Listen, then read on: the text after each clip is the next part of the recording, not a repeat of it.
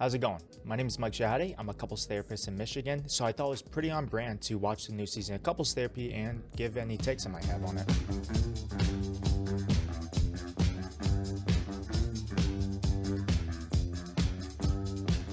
I question sometimes the man I married because our views are so different. I would never question our marriage over who you voted for, politic-wise. It's your morals. You know, I wouldn't. It's either right or wrong. Okay, I mean, right off the bat, that's already interesting because she thinks her morals and views are right and his are automatically wrong. Questioning the validity of your marriage based on like family values and world views and world values is a good take, and it's already a dangerous take where you're going into the conversation with someone that you've been married to with the premise of saying they're wrong and I'm right. That's contempt, right? And that's putting yourself above that person. And the best way to be sure that you don't align with someone on something is with contempt. Think about from that perspective of you're talking with someone that you did love or still do love, hopefully if you're in couples therapy trying to work on it, that I'm better than them and that they're the ones that need to change and they're the ones that need to get fixed. Do you think that would be conducive for progress in that relationship? You know, a couple is a mini political system. Yeah, and that's very interesting because it is two independent perspectives on values, right and wrong, solutions, and the whole premise of that, if you want to look at it more of a political system, is how do we do what's best for the country? In this case, the relationship. We are two different people. You have two different perspectives, two different values, two different scales of morality and how you guys kind of perceive morality all in all. And how do we come together to come up with a compromise that we both feel is appropriate? A good example I like to give is parents and children. Now we're going to talk stereotypically here, so give me a break. But stereotypically, the women or the mothers of a child are typically a little bit more risk averse, a little bit more safety oriented. Whereas stereotypically, the fathers or the males in the relationship are more, willing to lean into risk. They're the ones that do a lot more of the roughhousing and the play fighting. They're the ones that when the kiddo falls over, doesn't run away to kind of pick them up, kind of lets them get up on their own.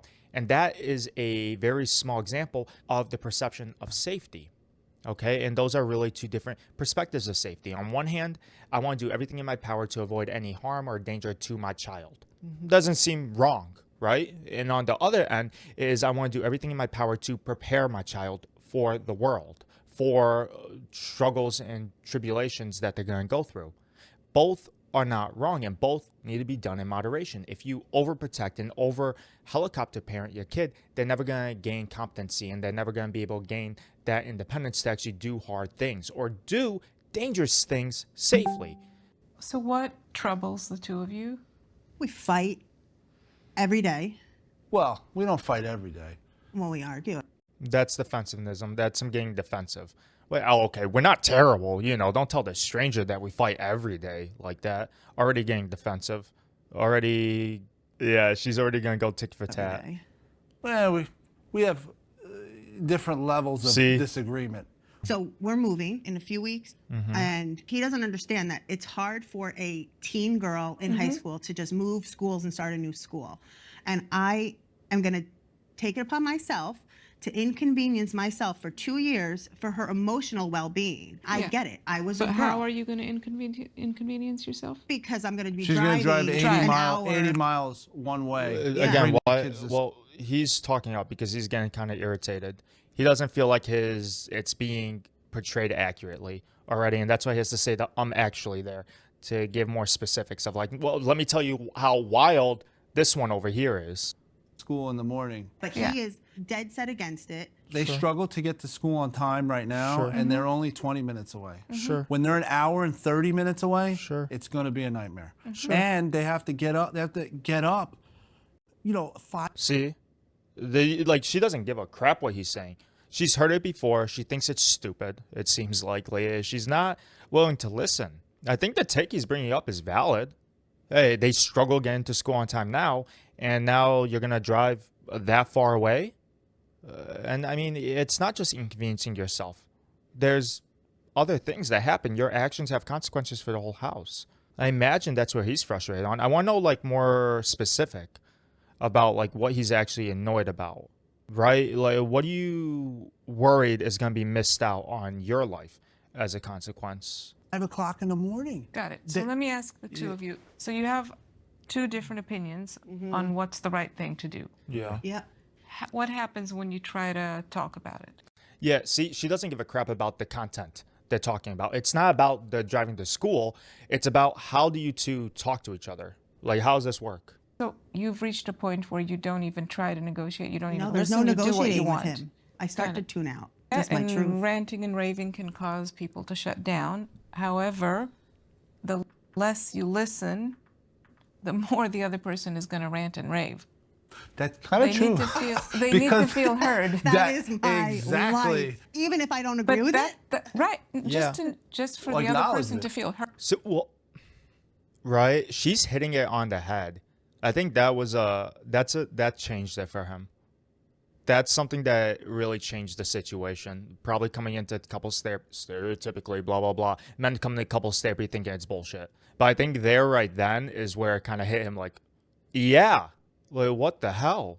Like, I do want to rant and rave more when you just ignore me. It's because if I talk and you don't listen, if I get louder and I keep emphasizing my point more and more and more, maybe you will. It's like a yearning. It's a plea, right? It's like scratching at a wall of just like, listen to me, like at least hear me, at least like be receptive to what I'm saying. Not necessarily even agree with it, but just, tell me I'm not stupid for thinking that, for being worried about that. Heard. So, Yeah. okay. You so, don't have to agree. Obviously, you're different and you have different opinions about things. That's fine. Oh, don't get me started about That's- politics. I mean, political disagreements, obviously, you're not the only ones that politically disagree. Can you tell me what does the other person care about? Beyond the labels, actual values. What are you gonna do? We're not just getting on teams here. We're not just fucking talking about you're right, I'm wrong. Well, what are the values here? And then this is where they're gonna align if they actually talk about values. Because you'd be so surprised. Couples have very similar values and they have very similar needs.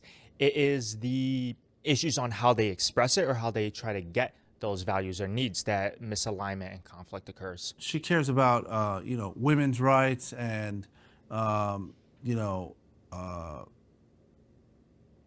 mostly a lot of women's rights. Just women? No. Wait a second. Wait. Yeah, I'm happy she interjected because contempt's coming up. Hey, look how she's looking at him. Women. Can I have this? Like, look, Mostly yeah, a what lot is of this women's rights. face Just women? expression? No. Wait a second. Women. Can I have this? Yeah, it's for Oh, God. Thank God. Women. making Women's me rights. sweat. It's making you sweat. Why is it making you sweat? What are you getting defensive about? You're getting irritated? You're getting afraid? What's coming up right now for her? I wouldn't be asking these questions. I want to hear him like finish his spiel, but already she's having a physical reaction to him simply trying to express what he thinks she cares about. He didn't really say anything she cared about. He kind of just did some kind of talking points. He's never really heard her. Like, he's never really sat down and been like, why is this important? Right? Oh, human rights is important to me. Okay. That's true, but I feel like you can get a little bit more substance than just like human rights. Why is that significant? Why is that tied to you? What values does that invoke in you? What's important about that for you? That's what she stands for. And Marjorie, can you say what Jason cares about?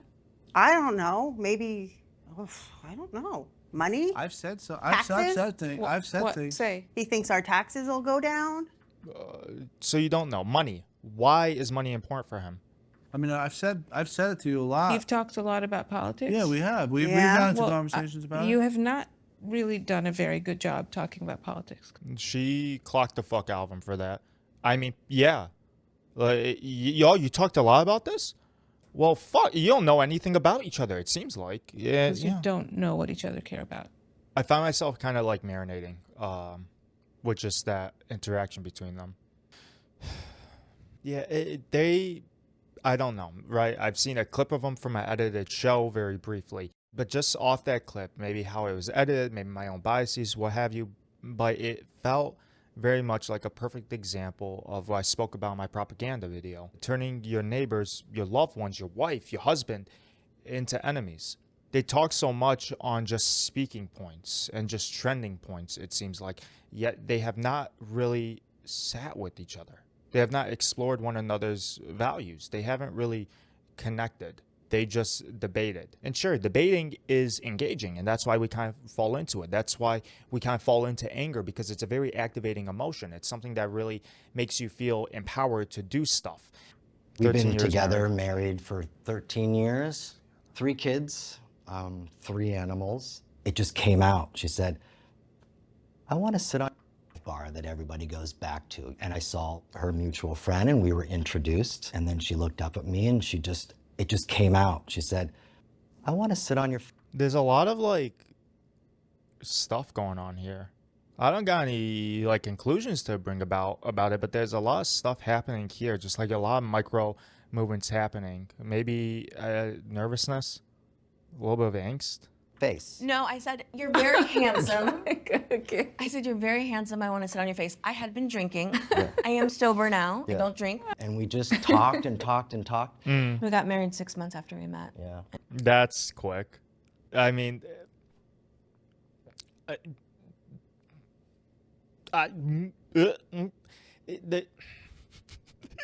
here's my take. People change. And 6 months with a person, you barely get to know who they are, let alone who they change into, right?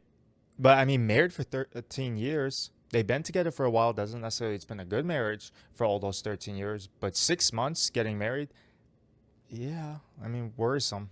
And then got pregnant 6 months after that. Yeah. I just went with the flow, and next thing I know, I'm like, I've got a baby and a wife. Here we are. Okay. So, I mean, I want to pinpoint this because I see this happen a lot in relationships that come in, is that, so you start meeting someone and it goes really well and things feel great and things keep getting you like more high and dilated feeling. And then things start leveling out, right? You start going a bit more normal. Things seem fine. All those like cute things that are happening with the relationship, it feels more typical and less like, oh my God, everything's fine. And it levels out to a more stable point. And then you get married and it goes up here and it keeps rising. It's new, it's honeymoon, all these things. And then it levels out again. Okay, living with each other is this and that, blah, blah, blah. It normalizes again. You're comfortable. And then you have kids. You know, and it feels great. We have kids. Sure, there's a lot of downspouts that happen with kids. It gets stressful, but you level out again. And that's how a relationship typically goes. There's the high periods, and it comes back down to homeostasis. High periods, and back down homeostasis. And it keeps staying there. You give yourself time here to level out and really consider what's going on and have acceptance of what may be some reality, that maybe this isn't all honeymoon. But what they did is they started dating. It's amazing. Okay. And then kids, amazing. And then more things probably happen. And then nothing happens. And then there's a huge crash down of like, oh, what the is going on? And that's why time in relationship is kind of important. You need the lull periods to kind of level out and figure out, okay, am I just intoxicated on this relationship? Or is this something I truly am comfortable and happy and ready to move forward with? What's the rush a lot of the time is my kind of question, right?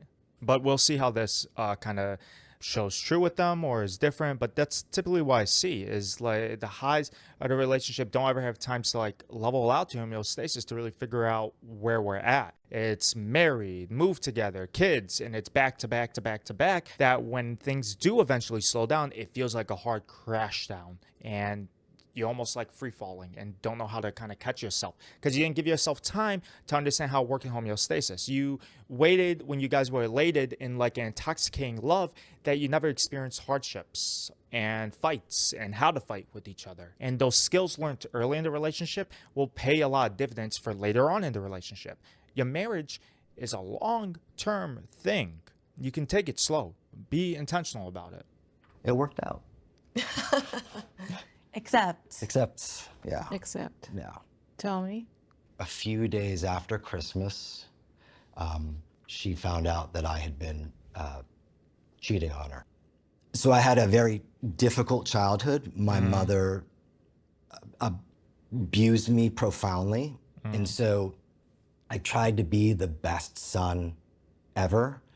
And so our dynamic was, I'm going to just do all the things and be the best husband ever. And if you have a problem with anything I've done, like if you want to talk to me about something that you don't like, it was almost like, how dare you? I would just shut down. I would disassociate. Then I switch gears and I go into attack mode and I just try to annihilate her. And literally this dynamic relived itself over and over and over again. So here's the thing.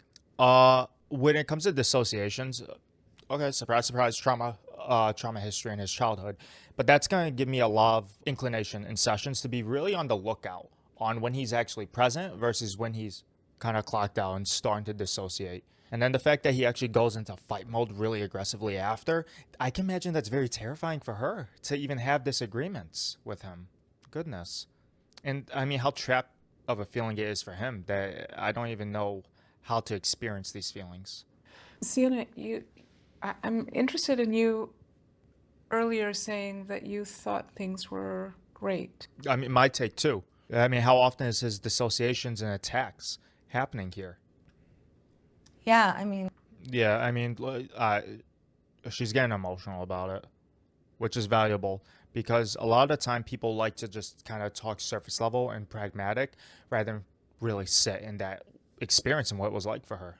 Imagine it's terrifying. and then I felt good. I was like, yeah, I'm making more time for you, and then that's not what happened. Then you use that time for other things. After some time with two of the people, it got physical, like outside of the arranged cuddle.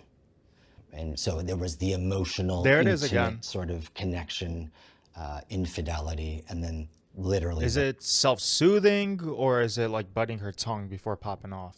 That's kind of the question. Does she pop off is also another question I have. But then I would still do it. Right. And where are you with hearing this, Sienna? I think what's painful. You see what she does though? That's a very deliberate thing, is talking to one person and then physically turning and talking to the other person. It helps create more of a one-on-one conversation happening and allowing the other person to just be an observer of what's happening. And I do this with my couples, yeah, one-on-one, but more so have them face each other and make it more dyadic. When they're making good progress and when things are going well, that's why I want them to talk to each other and I want to shut up. A lot of the time, I think my job's going really well when I do less work. And why it makes me angry is I don't know who you are. So easy for you to say now. Why wasn't it easy for you when I gave you the opportunity the very first time when I found out? Yeah. And that more kept coming out, kept coming out, kept coming out. Well, Her what walls didn't are come coming out? down. I dug for it and found it. Yeah, she. And it makes me fucking furious. Yeah. See, the walls were coming down and now that's scary, so I'm gonna get angry instead. It doesn't make you furious. It makes you so incredibly hurt. It makes you feel so incredibly betrayed. It makes you so lost, so confused. Furious, sure, valid in this situation. There's so much grief, though, there too. I'm curious about him right now, too. I don't know how present he is right now. I don't know. And it broke me. I went into an intensive outpatient program and stopped working for 3 months. Yes. But it sounds like both of you need to like get through a certain level of co-dissociation. What does that mean? Meaning you're both dissociating. Oh. There's like a whole part that you need to like integrate into how you understand each other and your relationship. How do we do that? My heart, that's so, like, you see, like, that's pleading. That's her pleading of like, yes, please, goodness, yes. I don't think she ever made that connection that she herself was dissociating. There's a lot we don't see, obviously. I didn't see dissociations happening with her. Obviously, the clinician did. but it seemed like it really, really, really resonated with her. When you think about dissociations, you think of it as literally another piece of you, and one that isn't super accessible to yourself. So yeah, we need to integrate these other halves that you each have with each other. Infidelity, to me, it's like a play within a play. Infidelity is such a difficult thing to tackle with couples. It really is, because it is a death of a relationship. Honestly, it really is. There is no resurrecting the relationship after infidelity. It is a complete death, and it's a whole new relationship that we're trying to build afterwards. And the courage to do that and to choose to do that is freaking difficult, you know? Oh my goodness. Could he be any cuter? It's a she. Oh, ha, thank you, thank you. Proper pronouns are important. Proper pronouns, especially for her. 4 years together, so not married. Tell me about yourselves. Ladies first. Trans woman. My pronouns are she, her, hers. I have been in transition for about 23 years now. He's just stimming. Yeah, Clinton is Stimming? Yeah, Clinton is autistic. So I like to say that. I like to share that. Finish for oh, I'm sorry. I'm sorry, baby. Yeah. I am autistic and I have ADHD. Okay, comorbid. High rates of comorbidity. From when I'm undiagnosed until my 30s with both. So we met on a dating app. The first week that we saw each other, we went on about, in 7 days, we went about 5 dates. The last date being an IKEA date. We had a connection. 5 dates, 7 days. Okay, honeymoon, they're into it a lot. 4 years together, not married, already coming into couples therapy. So why aren't they breaking up? I think that's what we're going to figure out right now, is why haven't they broken up? Because if it's 4 years together and you're going to couples therapy, I suspect you were having issues year one that kind of compounded up until this. So why did they stay with each other? Very long time. Like, she really is like one of the only people that like I consistently talk to every day. We've never stopped talking. We talk every day since we met. What do you Codependent. think? Talk every day doesn't mean you're codependent. Same time, writing on the wall, okay? Comorbidity, ADHD, ASD, 5 dates, 7 days. She kind of spoke for him. It kind of tells me like codependent. It's giving me a little bit of a parent-child dynamic so far. A little bit because of the before when she's like, sit down. Which, playful, but, editing is intentional, so there's probably a reason they edited that. But look how happy. They really do seem like really good friends. And then, oh, he's just oh, he's just stimming. Oh, he's this. Like, it gave parent. Like, he wants to move in together, and I'm scared of what will unfold. 4 years together moving in isn't a dramatic ask. What are you afraid of? Because every time I share something with him that he doesn't agree with, right there. He's getting annoyed. Eye roll, which is, indication of contempt. Here we go again. Becomes a full-blown argument. At times, he can even go nonverbal. I didn't have a lot of friends growing up and stuff like that. Okay. So really the only person I had at the moment, and like most of the time, was Shay. He pulled away from. It's good that you feel connected and best friends with your partner. They're the only one I can talk to and I can connect with. That's too much. Your partner doesn't deserve that burden, and that is a burden. And people get afraid to kind of say that, but that is a burden. If I'm the only outlet for someone that can actually talk, yeah, that's burdensome. And then there's a lot of guilt I'd imagine that she experiences with like, I can't leave, can't do this or that, because then you'd have no one. Ties into, well, hell, this is too much for me now. I don't want to move in with you and have more of it put on me. At least if I had his mom, do you know what I mean, to like understand and find some. She doesn't even understand me. I know that, and I know that I'm just speaking from my own perception. I understand that, sweetie. No, facing towards each other. She's providing him physical comfort. I like those. I like those signs. I love Clinton for who he is, but his inconsistency in work, his inconsistency in emotion, it's burdening. Yeah, man, I don't like how she said that. She just put it all on him. Right? You feel like you have him. You don't feel like he has you. Well, talk about you there. Don't say that, well, he's inconsistent at work. Well, his emotions are inconsistent. Well, this, that.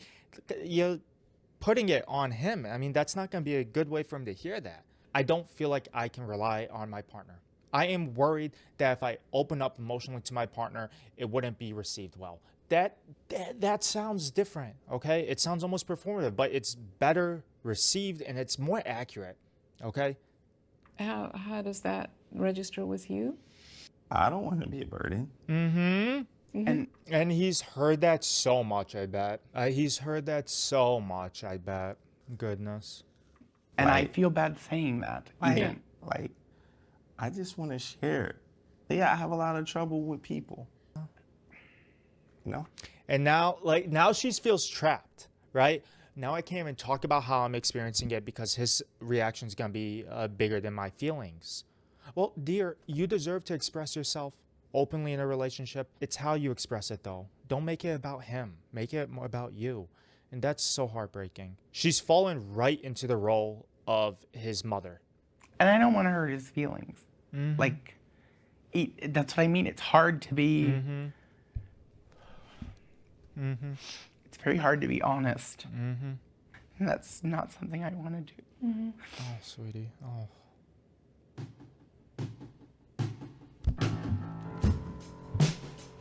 That's a very complex case. I'm curious about how that, but that's a very difficult case. Just the comorbidity of it with him is very intense. Yeah, man, I imagine she does feel trapped. Why are you in the relationship still? Because you love each other? Because you're best friends? Okay, that's not necessarily enough. It's not, and it sucks to hear, but being best friends with someone and loving someone isn't enough to be in a relationship with, a romantic relationship with them. I have like a really intense group of couples. Everybody's a little more crazed. So, love this. I don't remember her going to group supervision before. Yeah, advisory. I have group advisories like every week. I love it. Well, you know what's better than one clinician's perspective? 5. In grad school, we called it the 5-headed dragon. And I mean, it's useful. You want different perspectives because other people have different expertise, and other perspectives can help you find one that might fit. Ooh, emotional blackmail. They really looked into you before they showed the books. They're really hooked into, okay. Nessa, Married 11 years. Married 11 years. We were together on and off before that for about 10 additional years. So together it's about 20 years. On and off for 10 years. I mean, I want to know the drama of that. But so, married 11. Tell me about yourselves. What's bringing you to me? Ness wants to be free and live a free person's life, doing and coming and going as she sees fit. A lot of what she's summarizing is not correct. I don't like that. Look at that. Just like having someone stay at home and be a good wife at home. So she comes off as like judgmental about the whole thing, and then she comes off as dismissive as hell too. I also feel like I've evolved in ways, and I want the freedom to explore the ways in which I evolved. The mismatch comes in where I feel like she has not evolved. I feel like we've... What the fuck? I've evolved, and I want to really explore this evolution. And you know, she hasn't, right? She hasn't evolved, and that's her problem. Well, that's how I kind of heard that.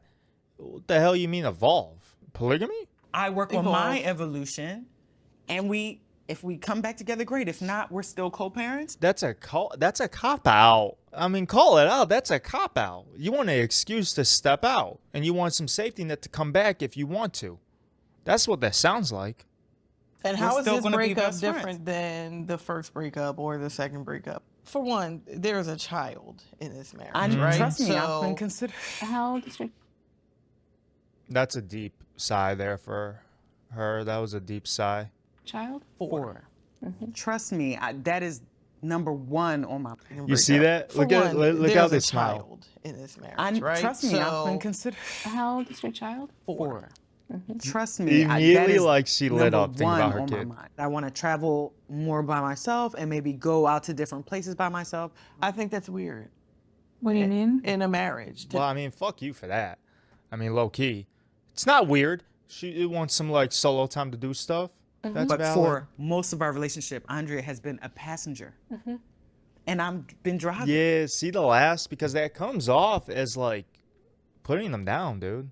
I'm the person who does the shopping and prepares all the meals. Uh-huh. And when I say something about spending my entire day in the kitchen, she will say something like, well, I could bring up what I do that makes you have to spend the time in the kitchen, referring to the fact that she pays all the bills and I'm not doing anything, so the least I could do is cook some dinner. The point of that is don't complain about what you do if I'm not complaining about what I do. They're allowed to complain. Your partner's allowed to complain. If you don't want to complain, that's on you. If your partner wants an outlet to express some frustration or some irritation, they're allowed to do that. Why not? What the hell?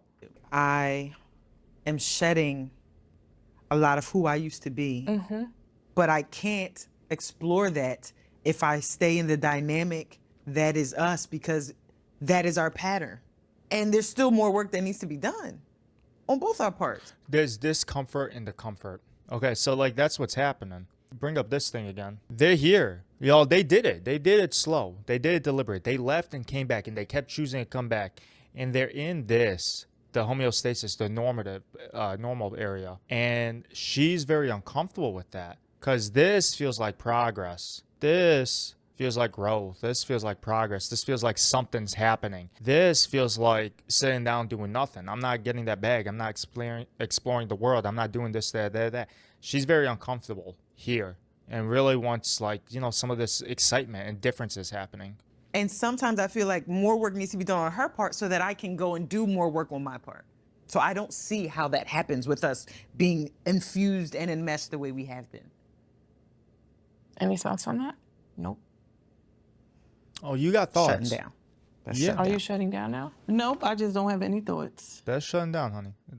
That's shutting down. I bet there are married couples who wish that they felt enmeshed with their lover.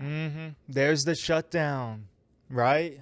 You're talking about our connectivity like it's a burden. And I view our connectivity as a strength. And there are plenty of other people out there that would love to be connected with me, that would love to be enmeshed with me. And our connection and our unity seems like it's a burden for you. And it's that deep hurt that's like, how am I going to bring that up?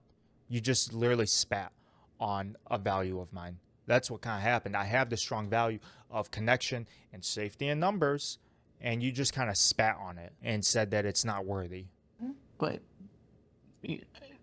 to Ness, it's drowning her. It's strangling her. Sometimes I do feel like my world shrinks when it's just us. Yeah. All right, that was episode 1 of the newest season of Couples Therapy. Let me know what you guys think about that and if you found any of this valuable. All right, I'll see you guys later. See ya.